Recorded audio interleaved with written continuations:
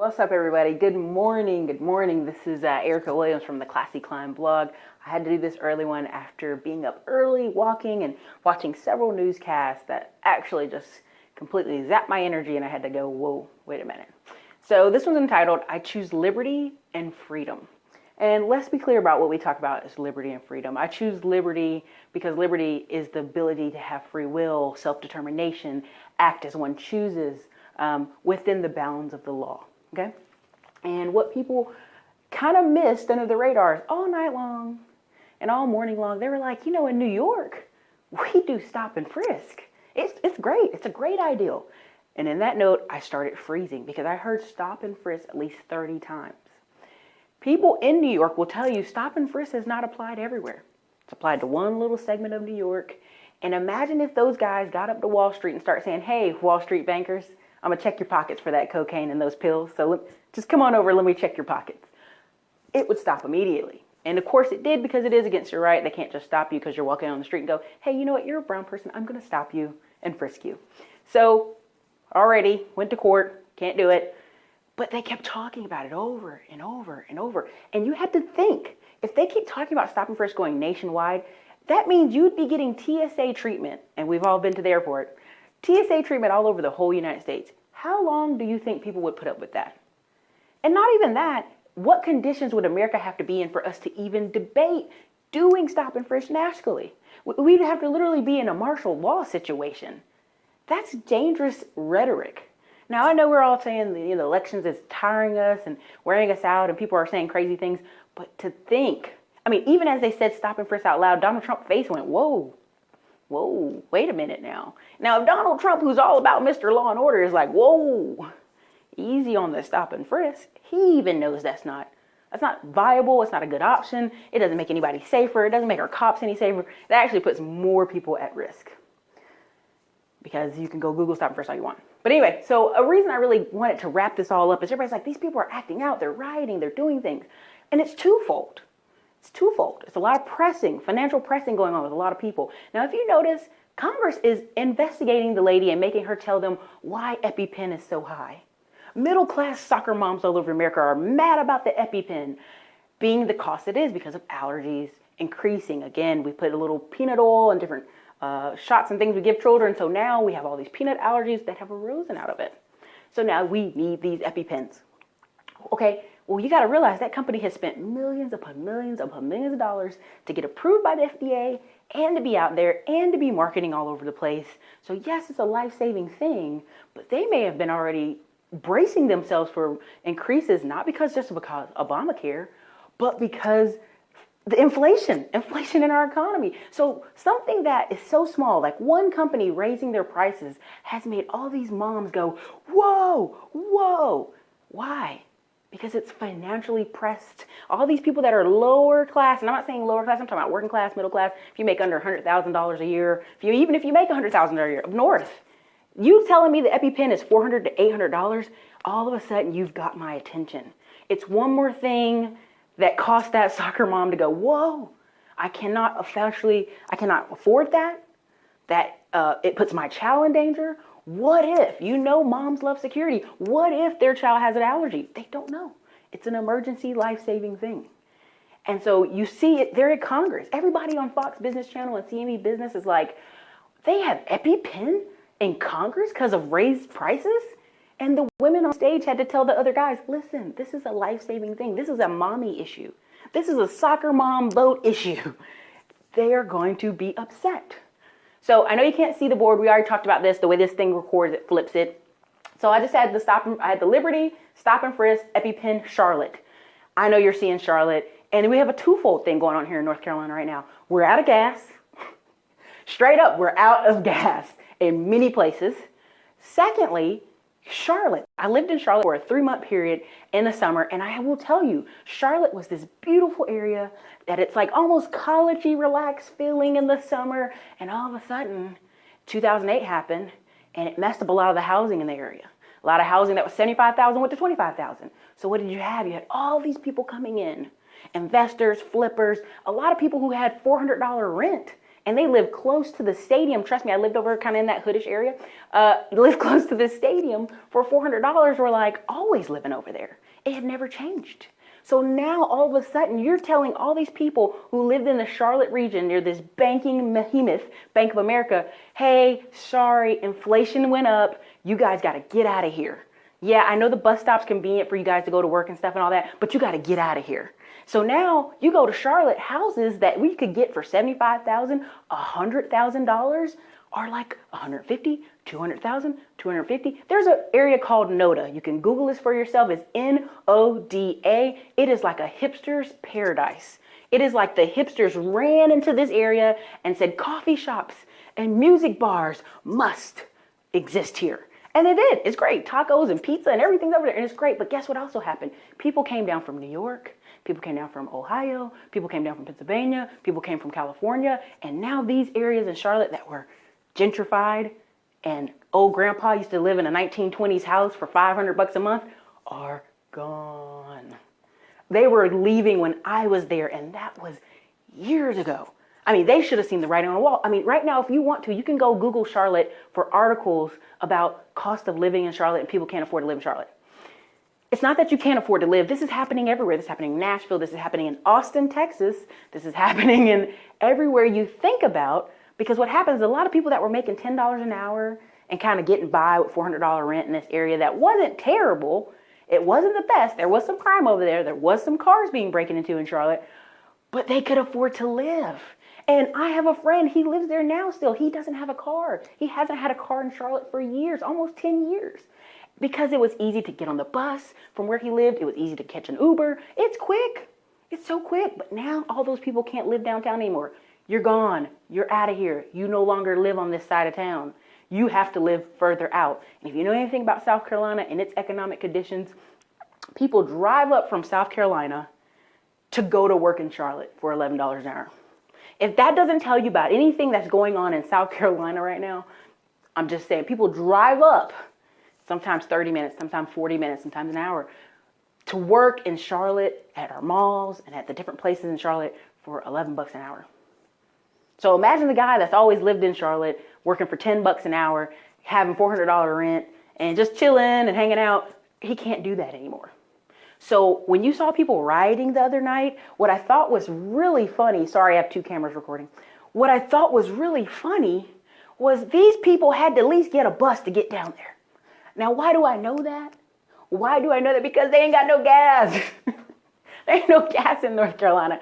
So a lot of these people you saw, they looked like students from the college down the street. They looked like young people that would live in the cheap $400 housing. They looked like a certain number of people that would get off the train by the Uptown. Everyone knows the Epicenter is amazing. The Epicenter is this great outdoor-indoor mall thing. And the funny thing is there's a Texas person that is on the news crew in New York on Fox Business Channel. And she's like, I've been to Charlotte. It's a small town. I don't even know why they're tripping like that. And I was laughing because she's from Texas and she ought to know. Houston, Dallas, Austin, the same things are happening in those places. Gentrification, moving people out. This giant Epicenter is just an example of I can't afford to live here anymore. And I'm angry. So I'm going to come over here and throw things in the window. Is it wrong? Hell yeah. Do I want you down there, Billy Club, beating people's legs for riding? Yes, yes, yes, yes. If you know me, you know my family, my uncles would take a Billy Club and beat somebody's legs. Okay? They don't want to, but people do some mess that makes no sense. Because literally the ladies on TV are like, what's the end game? You guys live here in Charlotte. This is a beautiful spot to go to. It's stupid. Okay? But again, what does that come out of? Being financially pressed. Even the people on Fox Business Channel who are all about stocks, bonds, businesses, they even said it today. They're like, people are financially pressed. We have EpiPen going to Congress. So that means you got middle-class moms super like, oh my God, I'm pissed about the EpiPen. And then you got working class, lower working class people rioting in Charlotte, not because of what happened. Because where that happened is way that way. They're going downtown because downtown represents something to them that is bothering them. I can't live down here anymore in this nice, new, shiny Charlotte. And so I'm going to tear it up. And that's what people do. I mean, it just is what it is. But again, listen to rhetoric they're saying. Stop and frisk. You want to go around my whole country TSA style? I mean, in order to do that, you'd have to have roadblocks on every road. You'd have to have guards at every school. You'd have to have police at every door stopping and frisking. You think Jim Bob and Billy Bo, whoever, is going to let you stop and frisk him in Georgia and frisk him in Texas? It ain't happening. You think you're going to stop and frisk in Texas? It ain't never happening. And you think you're going to do that in North Carolina? No, Bo. We got too many guns in these two states. Just those two states alone. I'm not even talking about parts of Georgia. You wouldn't even go in and think about doing that. Okay? So look, people are financially pressed. And the lady said, well, what's going on? You know, Charlotte has all these banks and Bank of America. People should be doing financially well there. Because again, realize 80% of people's credit has something wrong. And that's all of America. That's not just a few Americans. That's all Americans. Every single American has, out of the whole United States, 80% have something wrong on their credit or messed up on their credit or something's going on. That's why credit repair businesses are booming as they are. Hello, I work with them. Hello, I put the links everywhere on my page. And I have clients come in. And it's just stuff that's old, it's stuff that's not correct, it's on there. And so even though you have all these banking epicenter, which is Charlotte is, people don't have access to that credit. You see people going to payday loans. You see people doing really silly things with their money. Okay? Again, I watch, again, I'm directing this off of Fox News Business Channel and CNBC Business. These are the ones I love in the morning. Mornings with Maria, Bartolomo, however you say her name. She was just talking about immigration and how Texas is refusing the refugees. We're mad. We're not going to receive those refugees. But you got to realize Texas alone receives 150 people a day to Dallas, 150 people a day to Austin, it's 500 to 700 a day to Houston. Now, do these people move back out? Yes, they do. I mean, I worked in the apartment industry, and even then you had people moving. You had people say, oh, I left California. I'm here, but I think I'm going to Dallas. You know, I had people come from Kentucky, and then I go, no, I'm leaving back. Those people, then themselves, you have so many people moving to Texas, even if they say no refugees, you can't even keep track of all the new people moving there. And they're bringing their money, and they're bringing their talent, and they're bringing their supplies. And if you've ever been to Houston, and you meet the Haitians, and you meet the Caribbeans, and you meet the Jamaicans, and you meet the island or black people, they ain't come to play. If you go to Houston, they open businesses. Again, I keep telling y'all again, 620 out of 100,000 immigrants every single month in America open a business. Why? Because they come here for the American dream. They're not coming to play. Now, do you see our Jamaican island brothers going crazy when shootings happen? No. They have more control over their schedule. They're not working somewhere for $10 an hour. They're not working somewhere for $15 an hour. And so all these people out here rioting don't realize the power is really in the money. That's what Charlotte was talking about all day. They were like, well, we got to call the National Guard in because, you know, over there is where the football game happens. And that's where our tourism happens. We can't have these people acting a fool where the tourism is and where the money is. So if you didn't notice or pay attention to that moment, that's how important money is, that Charlotte was like, we better call the National Guard because we got to protect the money. It's just one of the things I was talking about. But look, I'm going to wrap this up and I'll make this forever. There's 100 days left in the year. What are you going to do about it? You know, you got Trump, you got Hillary, you got all this stuff, and you don't really like anything. But at the end of the day, listen to something Gary Vee said. Gary Vee was like, well, I have a business. I don't care. I'm still going to win. Because he controls his schedule. He controls his life. He controls his schedule. He controls his money. The other day I got to, I'm going to potentially interview a couple. They're a photography couple.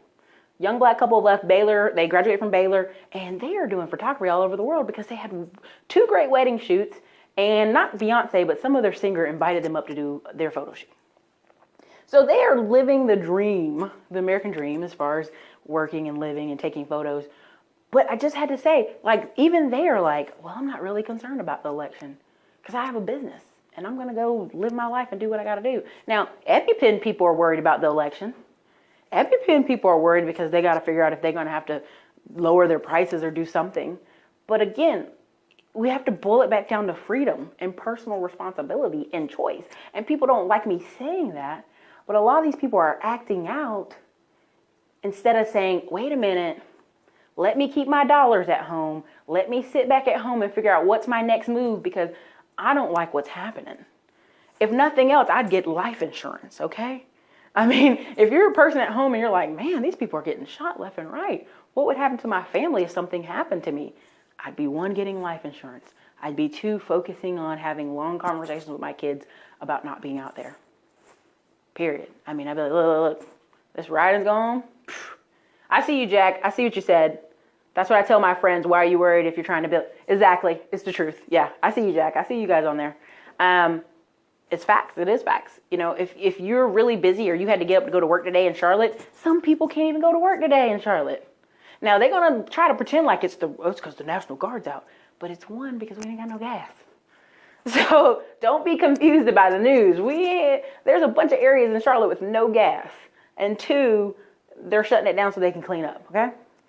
So again, liberty, freedom is the best way to go. You see that Gary Johnson has like 15% in the polls, and there's a reason. People are like, these options don't appeal to me. I want something in the middle, and I think more people would be in the middle. I mean, there's a t-shirt I just bought. I'm going to start wearing it all the time. And it's like, our forefathers would be shooting by now. I mean, they really would. They'd be like, what did y'all do to this great, wonderful thing we had? These taxes, these laws, these stop and frisk? Like, no. Like, that's crazy. You can't grow a garden in your front yard. Whoa. Our forefathers would be like, this is not what we planned. We planned for you to have maximum freedom. Pursuit of happiness. Now, really, it's pursuit of land and working and all those good things, but just keep that in mind. Like, some things are way out of whack right now. And if you just pay attention to the news just for a day, and I know some people have already checked out for the year because of the election, but if you just check it for a day, you go, wait, several groups of people are upset. They're upset. So look, my twofold, okay, I see that answer right there. My twofold on the police thing is basically, if police had insurance, we'd have lower shootings. Because a lot right now, if you get shot by the police and you sue the city, the money comes out of the taxpayers. It comes out of you, the taxpayer. It doesn't come out of their pension fund. It doesn't really come out of the city. The city just goes, crap, we had 5 more shootings. We got to pay, $20 more million. We're going to have to raise taxes a little bit. So when people are in local towns and go, why is the taxes so high? You're responsible. When stuff like that happens, when shootings happens, you, the taxpayer, pay. That's how it is. So, I mean, people don't realize that, but they always think, yeah, we should keep these cops accountable. Hey, dude, from cop family, you don't give them anywhere to go. You don't give them anywhere to report. If they report, they're a rat and they're out of there. They have no career. So again, I know everybody's like, if the good cops are good, they'd say something. They are plenty of good cops. They are in a locked position. They really can't, hey, this guy over here sucks. I don't want to ride with him. You know, it happens. I mean, go Google all the cases of cops that were really good. They reported people and then they got beat up or something happened to them or they got put out. There was a black woman cop trying to stop this other cop from strangling a guy, and he hit her in the head with his own baton, his own partner. I mean, you gotta see some of the irony in that. Like, you can't say good cops should do something. They are. They're doing everything they can to treat you civilian, as nice as possible. And I know people are saying in Charlotte, I see your thing here. They're saying in Charlotte, well, it's a black cop, Erica, who shot a black person. I know it's a policing issue. It's not a race issue in this one case. It's a policing issue. You have a black police chief in Charlotte. You have black everything in Charlotte.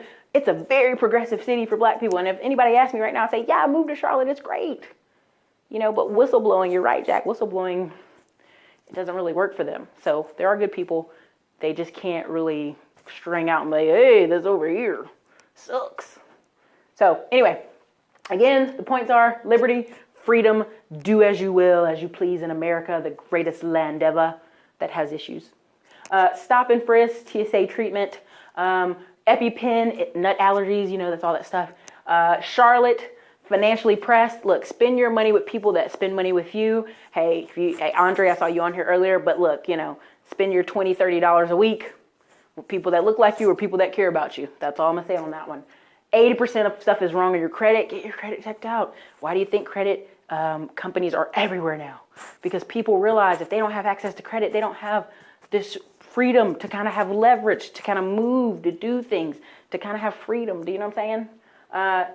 Again, immigrants know what's up. Pay attention to them. They ain't playing. And 100 days left in this year. What are you going to do with your 100 days?